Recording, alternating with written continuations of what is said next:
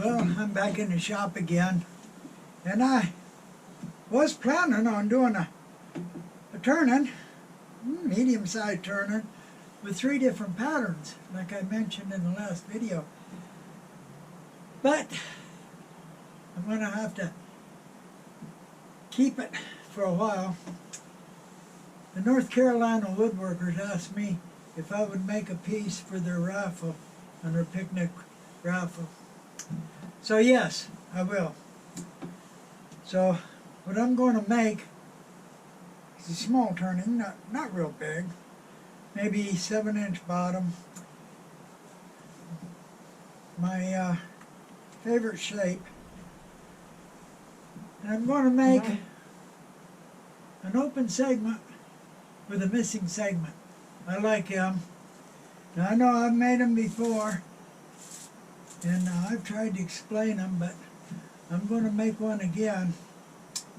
And this time I think I'll use maple and bloodwood. I think that'll go good. And nice woods, but not really super expensive woods, but nice woods. And like I said, about just big. Nothing special, but so I'm going to get started on that. I don't think I'm going to need a drawing. It's just a regular shape turning, but I'll see if I can dig up one of my old drawings. And first thing I'm going to do, I guess, is make some bloodwood stock and some maple stock. Now it'll be, the tall segments will be bloodwood and the real thin segments will be maple. So I'm going to get started. I'll look for a drawing I got. Oh, it's going to be 24 segments per ring. It's got to be something that's divisible by 3. 1 segment, 2 segment, missing 1. 1 segment, 2 segment, missing 1. So yeah, it's got to be divisible by 3. So it'll be 24 segments per ring. Okay, so I'm going to make a fairly small turning. I'm going to make a 7-inch base on it. It's going to be a lost segment turning. So it means have 1 segment, 2 segments, missing 1. 1 segment, 2 segments, missing 1. That means I got to have a number of segments per ring that's divisible by 3. So I'm going to use 24 per ring. Now, I don't know if you've seen the ones I've made before, but what I do is I have a thin ring, then I have a taller ring, and the tall rings is the one missing the segments. The thinner ring, it goes all the way around. Well, it's still segmented, open segment. They're all open segment. So I made a simple little drawing here of what I want. And I'll explain it better as I go along. So the first thing I need to do is make a floating bottom, 7-inch. To do that, of course, I need a 7-inch closed ring, and it's going to be bloodwood. I'm going to use bloodwood and maple. The fact is, I got the stock cut. Here's the thin stock. It's just about 0.2 inches thick. And here's the thick stock. It's about 3/4 of an inch thick. So the stock's ready to go. And I need a closed ring, 7-inch closed ring of bloodwood, 24 segments. 7-inch of 24 segments going to be cut at an angle of 7.5 degrees. We cut at 0.9215.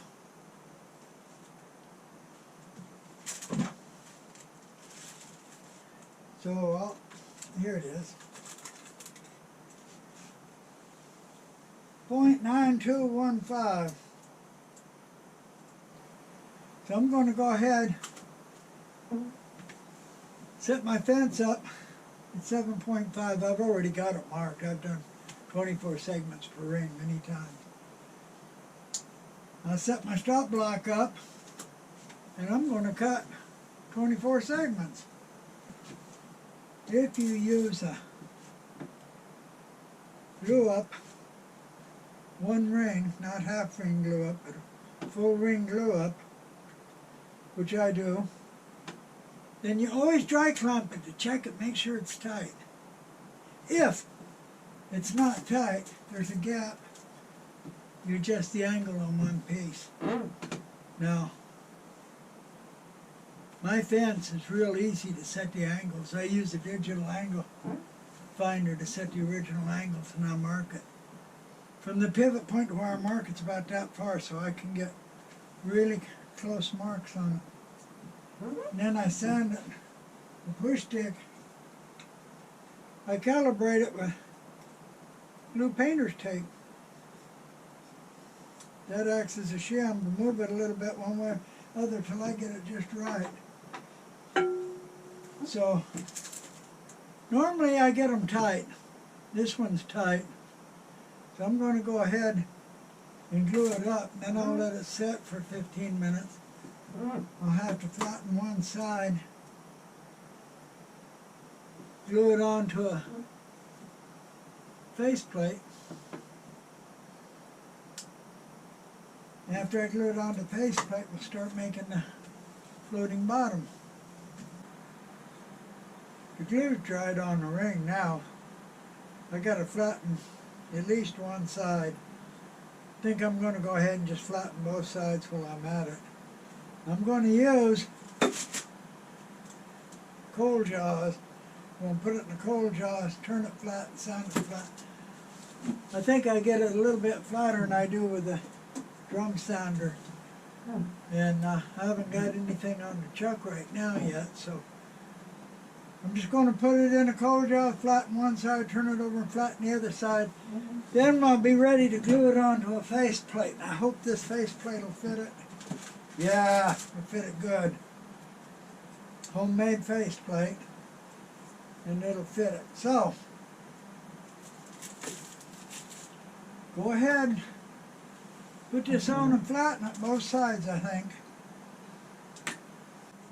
Okay, I'm going to use this faceplate, put glue around the edge, just where the ring will set. Glue this heavy brown paper on it. After I get the heavy brown paper glued on, just leave it for a couple of minutes, be enough. Then I'm going to put glue on the ring. Got it mounted in a coal jaws on the live center for the tailstock. Just bring it up against the paper, put this on the chuck, just bring them up together and let it sit for a few minutes. And then I can start working on parting a piece off and putting in a rabbit in the inside. So first thing, yeah, I'm just going to glue on the heavy brown paper on this, put this on the chuck, put glue on the ring and bring it up.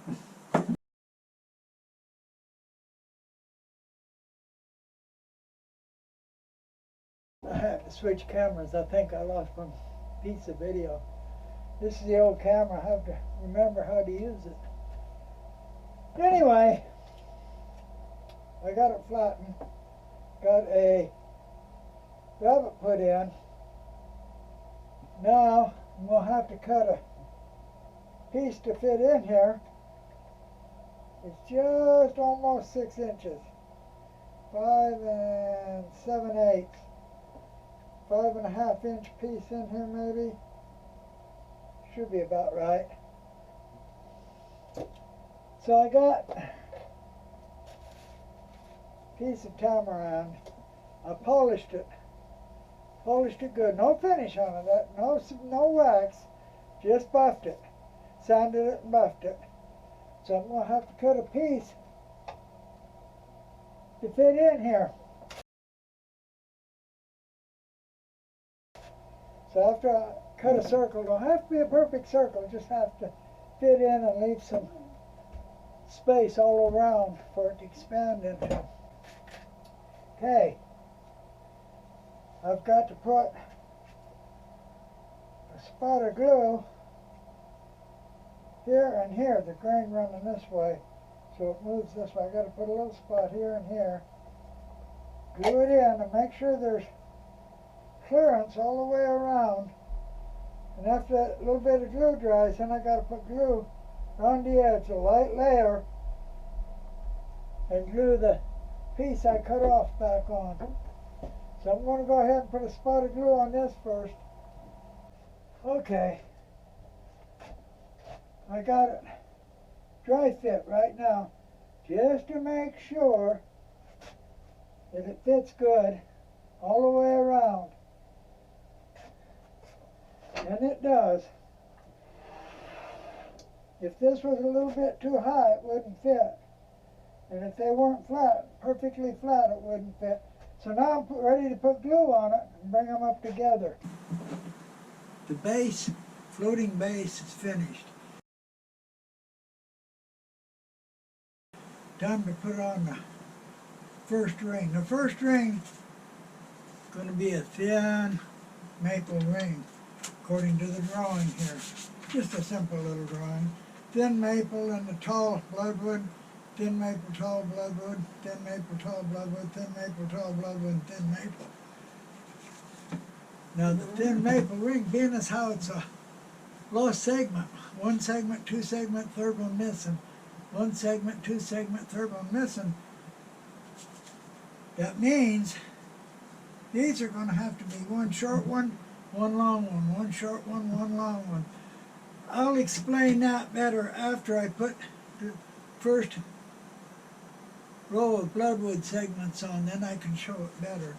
But the short one naturally is going to be just a normal open segment length.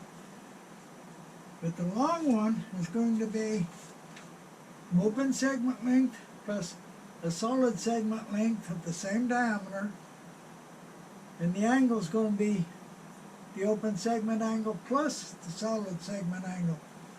So I need 1/8 of each. So first of all, the open segment is cut at an angle of 5.25. I've got that marked on my sled. Fact is, I got them all marked on my sled already. And the diameter, the actual diameter now of the base is 6.78. So I'm going to make this one, what did I say here? 7.5 is what it measures out to. So I'm going to make it 7.5. 7.5 open segment, going to be cut 0.69 by the cheat sheet. So I'm going to set up my stop block for 0.69 and cut 8 of these to start with. I've got 8 of the normal size open segments cut. The thin maple. Now I need the 8 of the larger ones cut. The larger ones are going to be cut for a diameter of 7.5. They're going to have to be the length of an open segment, the length of a solid segment. Okay? The length of an open segment is 0.69. The length of a solid segment is 0.98. So I'm going to cut them to 1.67. The angle I'm going to cut them at is going to have to be the sum of both angles, 5.25 and 7.5, which comes out to 12.75. And I've already got that marked on my sled. So I'll set it up and cut 8 segments that size. Okay, this is going to be 24 segments per ring. That means I have to have 48 evenly spaced indexes. 24 of them marked one color and the other 24 marked another color. I'm going to use red and blue markers. These wipe off real easy with alcohol. So to get 48, I'm going to have to use the 192 ring, 192 indexes in this outer ring. I'm going to have to use every fourth index. That'll be 48 indexes. So what I'm going to do, I'm going to mark one of them red. I'm going to count 4. 1, 2, 3, 4. And mark one blue. 1, 2, 3, 4. Mark one blue. And I'm going to count 4 and mark one red.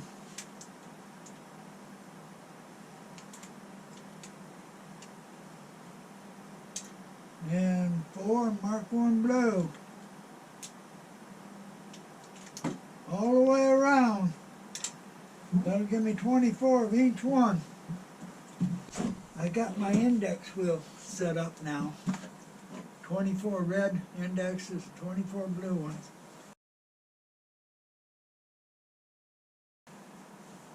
Got to set up my gluing platform now to hold the segments in position when I glue them. 7.5 inches. So that's going to be 3 3/4 from the center. Everything measured from the center, so set my stop block at 3 3/4 inches.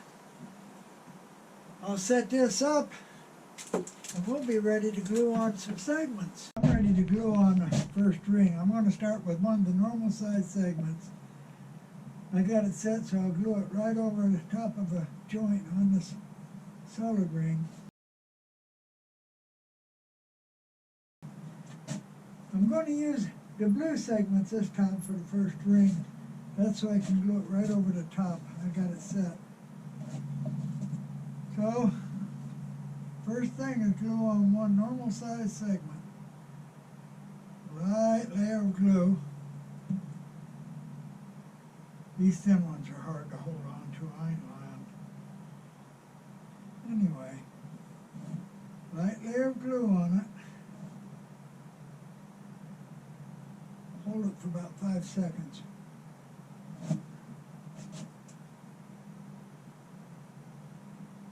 And let's go to the next blue index. No, to put a big one on, we can't go to the next blue index. We're going to have to skip a blue index and go to the blue index after that. Then we can put a big one on.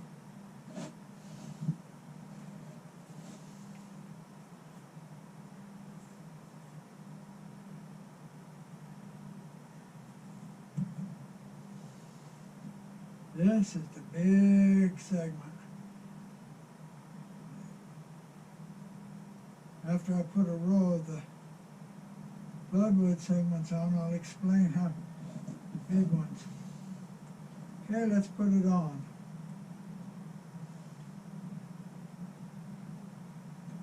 Okay. 5 seconds.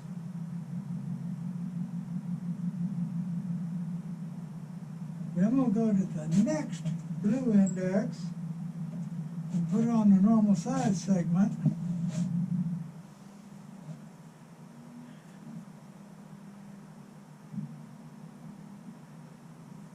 Very light layer of glue. I always put too much, but at least it dries clear. 5 seconds.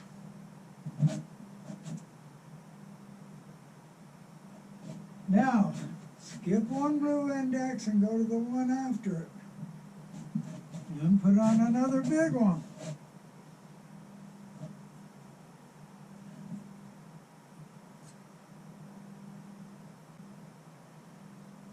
I know this looks a bit odd right now, but it'll work out.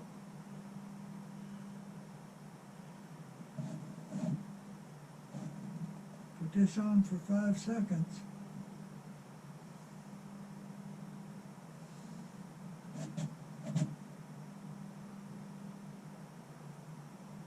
Okay, I'm going to go ahead and finish putting on the rest of this ring the same way.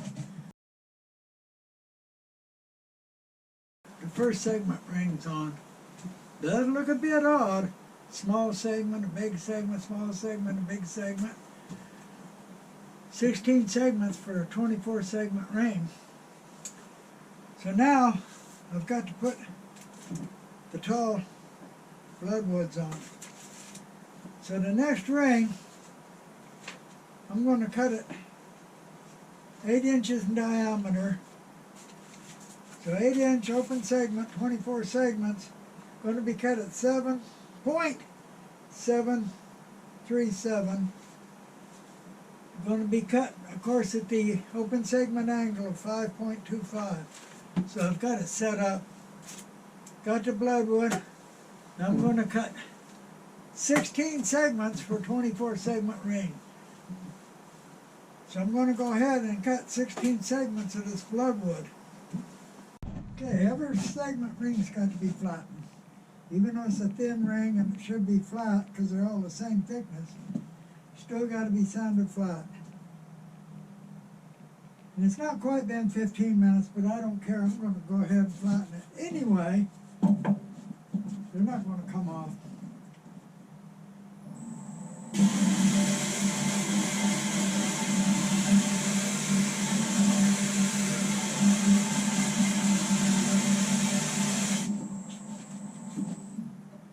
All the chalk marks are gone. It's flat. It's ready for the next row of segments.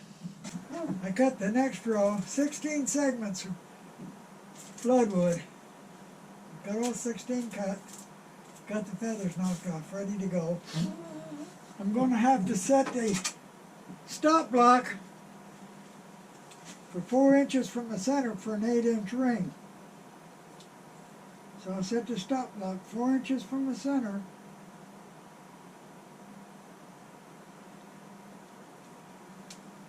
Now I'll set the platform up. We'll be ready to glue some segments on again. Okay, I'm going to glue these on using the red index. And I'm going to put them everywhere there's a gap. So I got it set over the first gap here using the red index. A little bit of glue. Light layer. Always put too much, but I don't care. Hold it for 5 seconds.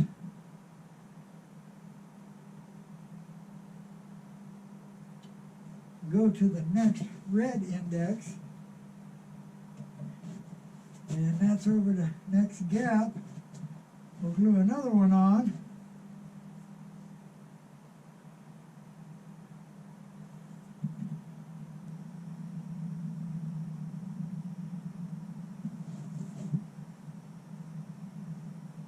Get it up. 5-second clamp time. Now, we're going to have to miss one red index to get to the next gap. So we'll miss one red index and go to the next one. And it'll be right over the gap. So we'll glue this one on.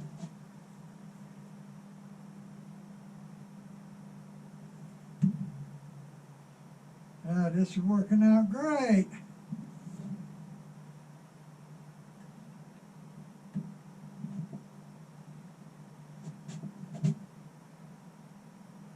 I'm going to go ahead and just glue all the rest of the ring on now.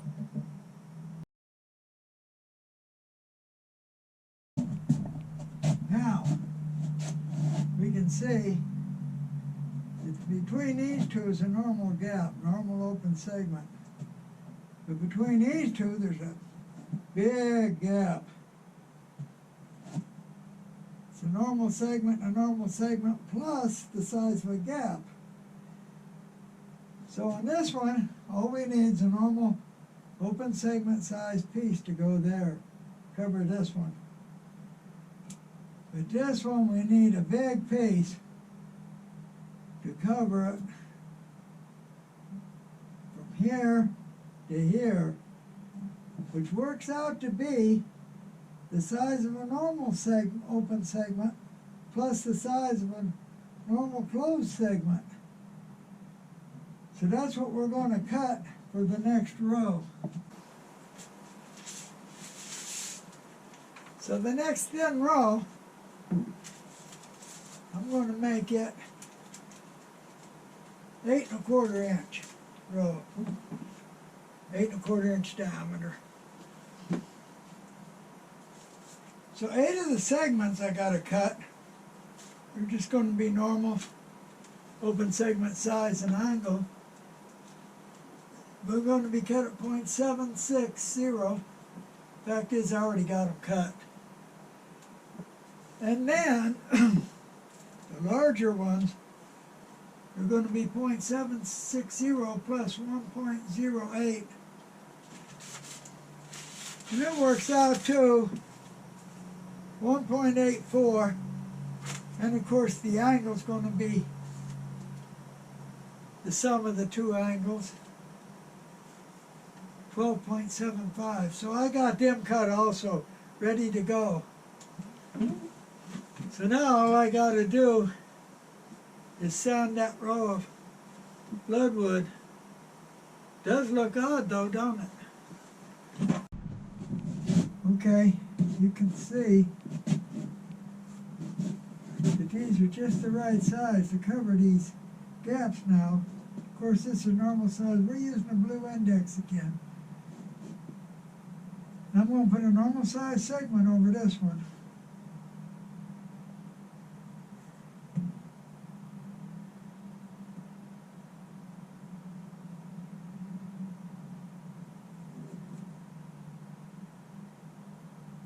It's right over the gap, like normal.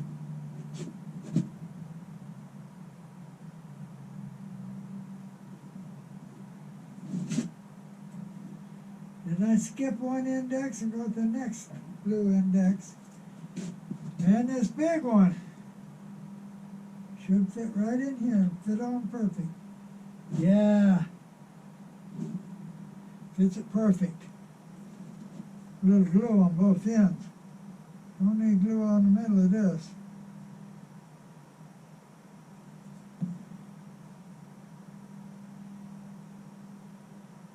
Little glue on both ends.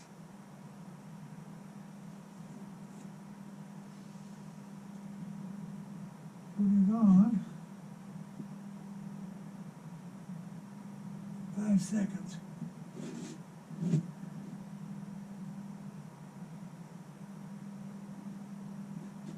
Okay, then go to the next index, next blue index, and put on a regular size one again. You can see how these are covering the gaps. And they're working out just right.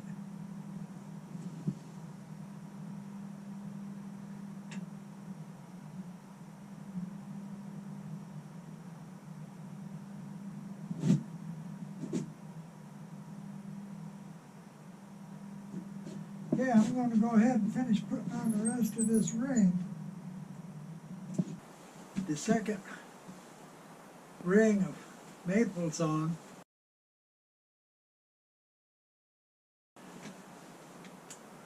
So now I got to put another ring of bloodwood, the tall ones, on.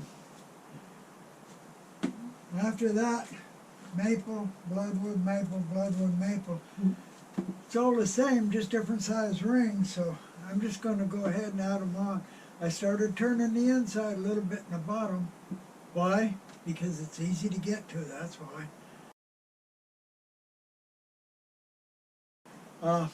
You don't have to, no. You can turn the outside first and go in and turn the inside later, or whatever you like.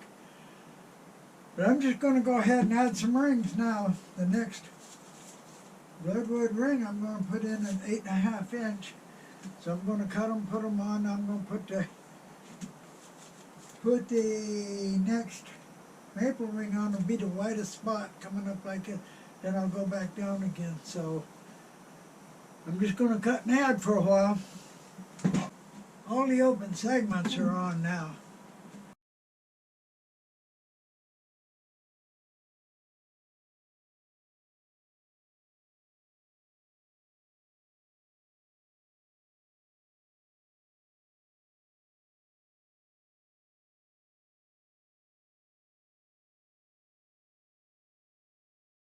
I got to make a solid ring for the top. Looking at the drawing, we'll make a solid ring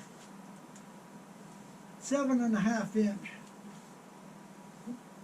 And so for 7.5 inch solid ring, 24 segments, I got to cut it at .9215 or 7.5 inch. I'm making it. I'm going to cut it at .987 at an angle of 7.5. I've already got 24 segments cut. I'm going to sand them real quick, then I'll dry clamp them to make sure they're tight before I glue them up. Okay, I got it dry clamped. Make sure all the joints are tight. Don't want a loose joint. They all seem to be tight. My sled's so very easy to adjust to the right angle. And of course, I sand them lightly, and that's been calibrated too. So yeah, they're all tight, ready to glue up. So I'm going to go ahead and glue this ring up, and then I'll be able to glue it onto the turning. It's been 15 minutes. The squeeze out's still a little bit wet. I don't care, I'm going to go ahead and flatten one side, and I'll put it in the cold jaws and glue it onto the top of the turning.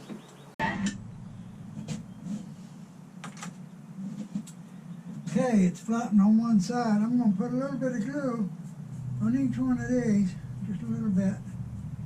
Then I'm going to bring the ring up and glue it on. I want to make sure the joints on a solid ring fall right over one of these. So every one of these will have a joint over, and these will have two joints over them. So a little bit of glue on each one.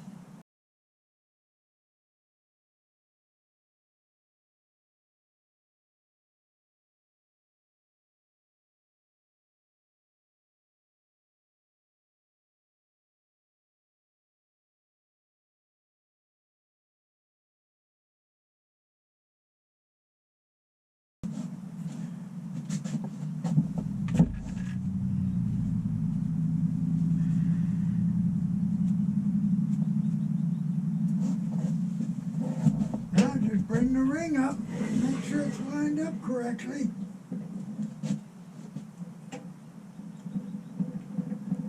Clamp her down.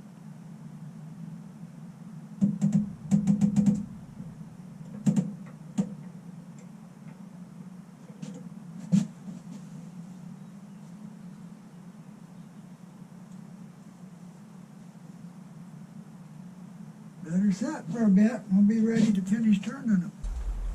The top ring's on now, the solid ring. Now I can go ahead and turn it now. Now you can turn the outside, you can turn the inside, however you want to do it. That's up to you. But I've already started turning the inside. I'm going to finish turning the inside and then turn the outside. And then I have to sand it a bit. It's got bloodwood, which is hard, and maple, which is softer, so it ain't going to take too much sanding, or I'll sand away the maple and leave the bloodwood. So first of all, I'm going to go ahead and turn it. I'm going to use the Olin tool. I might use the round carbide on the round shaft a little bit on it. We'll see. So let's get the turning done.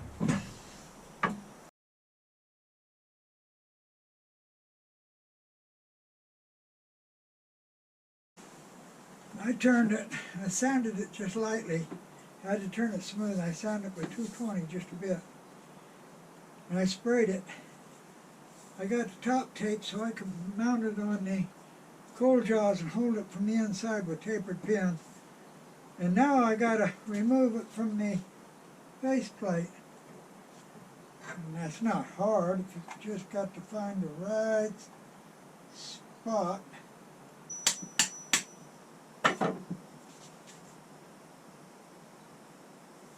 There it goes. Now I've got to mount it and turn the bottom. The bottom's turned, it's signed, put in the book. It's very easy turning to make, and it has a much different look. The segments are actually missing. And it didn't take too long. And this, like I said, is going to go to the woodworkers of North Carolina for their raffle at their picnic. So I hope you enjoyed this little video, and if you got any comments, I'm leaving my email up here. And please come back and see my next one. Thank you.